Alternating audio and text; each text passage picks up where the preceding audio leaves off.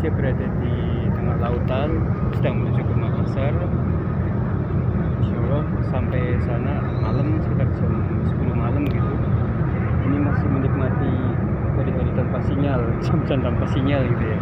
Artinya memang setelah tadi sore, kemarin sore itu jam 6 kurang seperempat, sampai ini saya bikin video sekitar jam 7 lebih 26, itu sama sekali kita nggak punya sinyal di sini. Berarti untuk menghubungi sanak saudara pun ya mau nggak mau udah lewat rekam video, terus nanti kita upload di sosial media atau di internet. Saya mau share tentang kondisi di kapal ini ya. Ini saya naik kapal Dharma Kencana itu kapalnya masya Allah gede banget. Jadi kapalnya itu posisinya hampir, mungkin kalau udah sudah kecamatan mungkin ada sih kecamatan yang kecil, kalau desa ya desa yang paling gede juga. Nah jadi begini, kapal Dharma Kencana 7 ini masya Allahnya gini. Jadi pada saat saya minta teman saya untuk memberikan tiket, itu ternyata tiketnya sangat murah sekali ya, 380.000. Nah 380.000 di sini saya kira hanya sekedar untuk makan menggunakan transportasi ini aja, sama dapat satu kasur kayak gitu ya. Kasurnya pun berapa kamarnya itu, satu kamar ada sekian banyak kasur ya, kayak tidur di inilah. saya gambar-gambarnya. Jadi setelah mereka menjualkan tiket kepada kami pelanggan ini, mereka melakukannya namanya service after sales. Service di sini pelayanannya sungguh sangat memuaskan sekali. Dan tadinya saya pikir itu ya, harga 380.000 nih.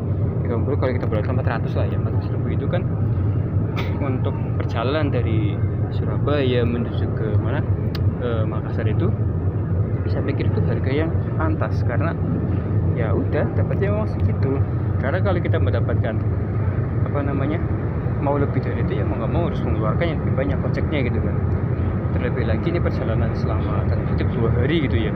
Saya kemarin berangkat pukul 12.30 dari Surabaya, dan kemungkinan besar sampai Makassar itu jam 20 malam nanti, malam ini 21 jam 10 malam, berarti otomatis hampir itu perjalanan udah 2 hari kurang 12 jam gitu ya. Apa sih yang saya dapatkan dari Dharma Kencana ini?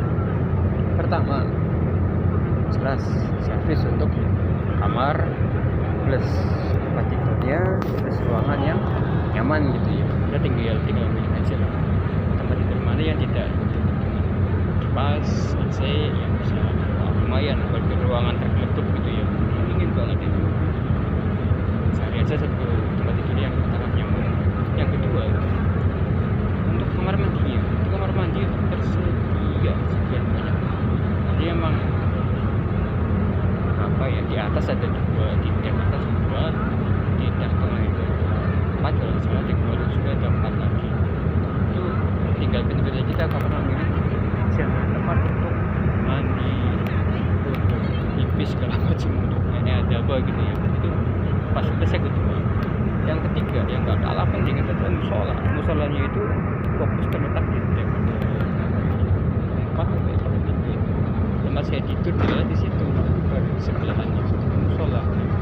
Alhamdulillah, jadi azannya denger, aku sholat di situ juga. Jadi tidak ada yang namanya itu lepas dari sholat. Di sini teman-temanku yang beragama Muslim, yang Islam itu sangat mengutamakan sholat ya. Jadi tidak ada yang tidak sholat ya. Jadi selama hampir 24 jam itu kami fokus ya menyelesaikan di sini di kapal, dan juga bisa beribadah secara khusyuk seperti itu. Pelayanan berikutnya adalah makan. Saya itu agak kaget, ternyata mendapatkan makan itu 3 kali malam kan, pada waktu jam berapa itu, malam atau sore itu ya, posisi jam sore lah. Dipikir 1 kali ya, lah aman, alhamdulillah.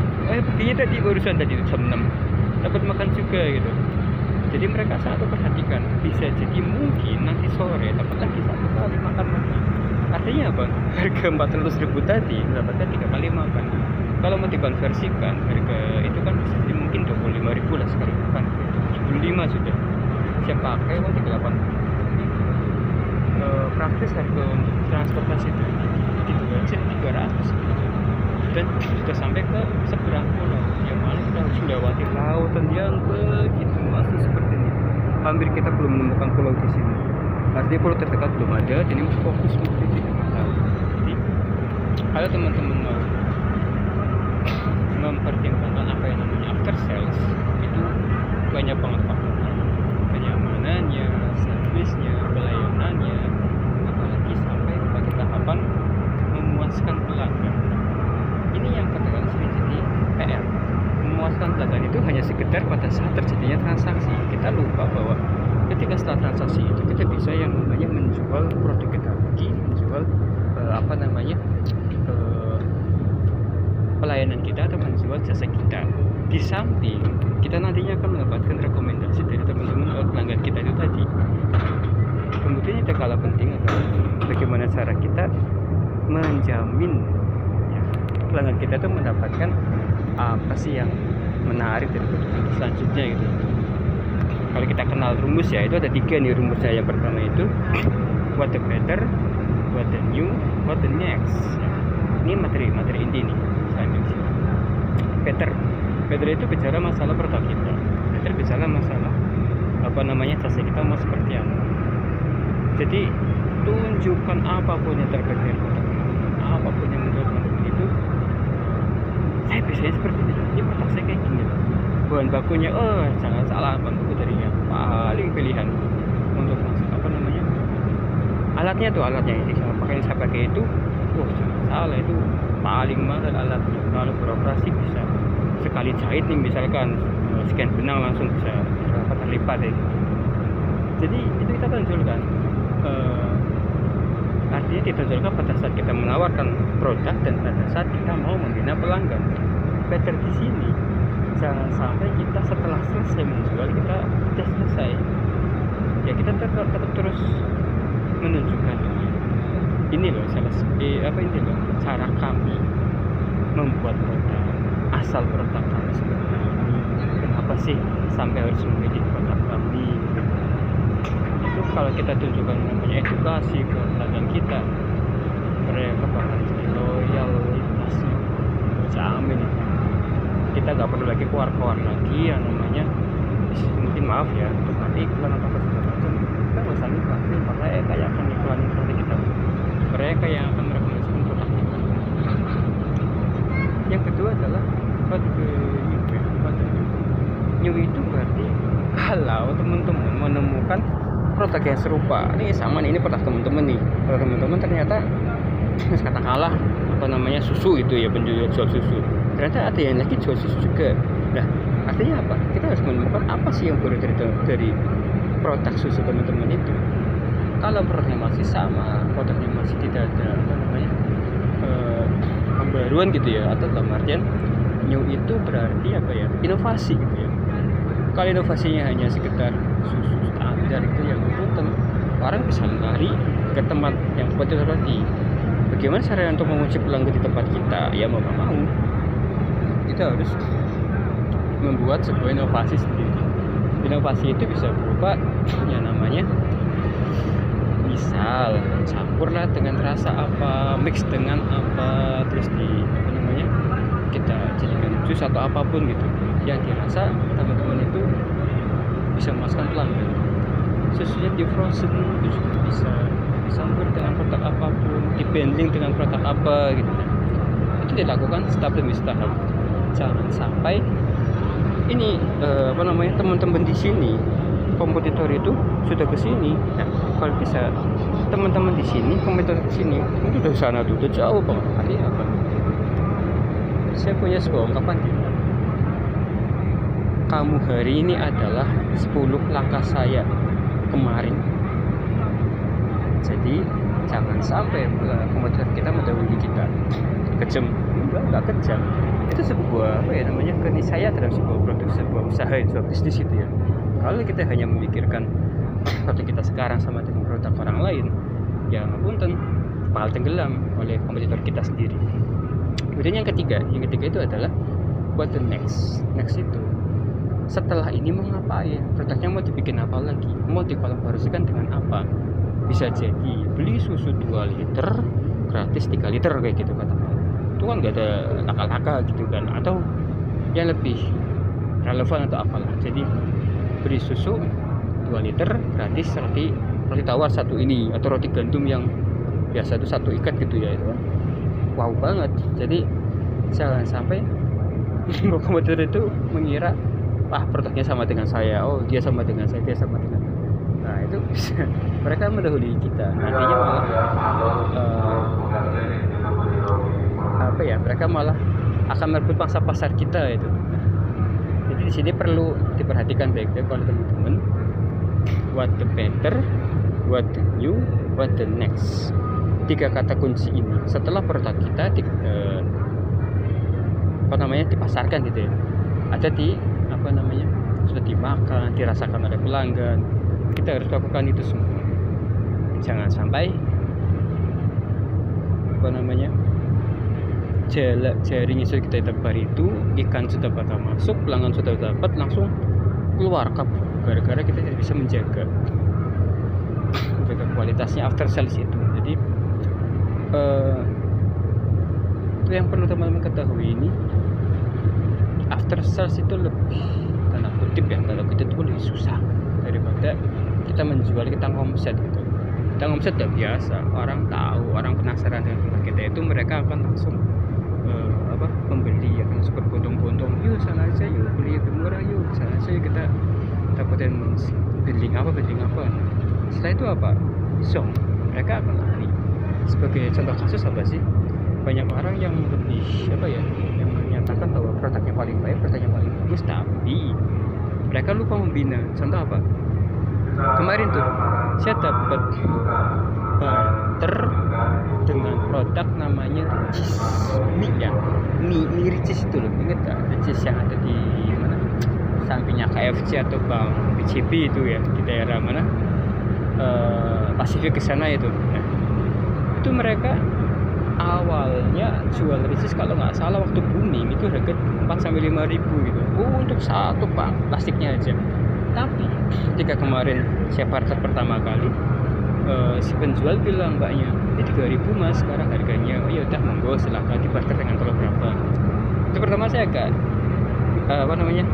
kaget juga, 3.000 masih mahal ini ya ternyata ya. Tapi pas kemarin terakhir mendapatkan Ricis itu, kita barter berapa harganya?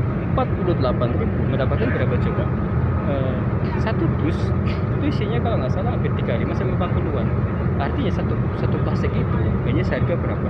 1.200. Ini gimana caranya mereka menjamin orang itu akan membeli kertas terus?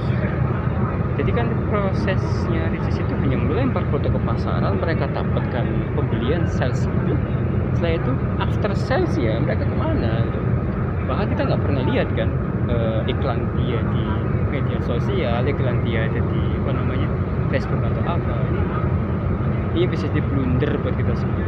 Jadi keberadaan sosial media marketing itu sangat penting buat kita. Artinya untuk menyebarluaskan produk kita itu, jasa kita itu seperti apa sih, kebaikannya seperti apa, manfaatnya seperti apa, terus proses servisnya itu seperti apa.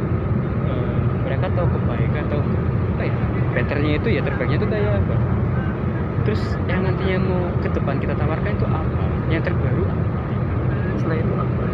Artinya apa ini, mereka perlu tahu, pelanggan itu perlu paham. Jangan sampai pelanggan hanya sekedar mengerti tadi Ricis telah hadir produk mie yang bisa kita buat sendiri, tapi setelah itu mereka tenggelam, gak ada kabar sama sekali. Hanya ada produknya, hanya ada tempat makannya, tempat nongkrongnya, tapi mereka tidak menjamin apa sih yang baru, apa sih yang terbaik buat pelanggan, apa sih yang terbaik mereka tawarkan buat pelanggan. Kita nggak berani mereka itu melakukan iklan apa segala macam. Ya, ini yang perlu dikhawatirkan oleh kita sendiri. Jadi nanti untuk pertemuan mendatang, insya Allah kita akan schedulekan bagaimana caranya biar pada saat kita after sales kita mengalami yang namanya kekurangan konten lah, terus tidak ada yang namanya keterbaruan dalam produk, tidak ada yang namanya inovasi apalagi gitu. Jadi penting ya, saya hanya berbicara masalah social media marketing, tapi nantinya teman-teman akan mendapatkan bonus, bisa jadi itu materi apa, 9 pilar bisnis, atau mungkin sekitar 4 pilar utama, 3 sumbu utama dari SPC, dari OYC. Itu 3 sumbu utamanya itu berupa sumbu spiritualitas, leadership, dan juga entrepreneurship. Kalau dari 9 pilarnya versinya Bidarwis, itu kita akan mendapatkan untuk create money dan create life. Soalnya kita jumpa lagi untuk pertemuan mendatang. Jangan sampai lupa 3 materi ini, what the new better, what the new, what the next. Lakukan untuk after sales, jangan hanya dilakukan pada saat kita menjual atau kita ngomset. Terima kasih banyak. Saya Rizkian. Saat ini pukul 7:42. Semoga teman-teman di kota Tegal sana di Jawa Tengah mendapatkan keberkahan dari Allah, keridhaan dari Allah untuk memberikan solusi bagi teman-teman sekitarnya dan tetap memberi kebermanfaatan. Terima kasih banyak. Assalamualaikum warahmatullahi wabarakatuh.